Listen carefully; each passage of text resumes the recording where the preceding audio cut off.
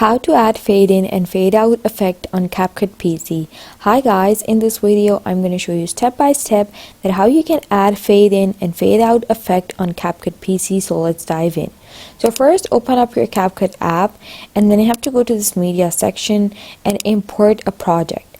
Like I'm going to import this project over here, and then you have to click this plus sign over here. First I'm going to just remove this project over here that I already have. So now click this plus sign over here and add it to the track, and now you have this project over here. Now you have to add effect to this video. So now you have this effects option over here in this tab. Just choose this effects option.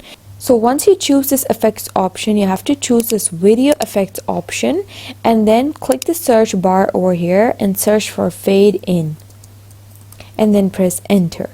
Now here you have the fade in option over here. Just click this and download it.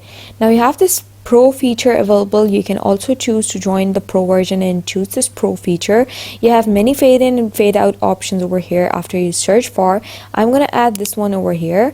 Once you add it, now if you want to add the fade out, just choose a point where you want to add the fade out and click this download option and then click this plus sign and it's going to add the fade out.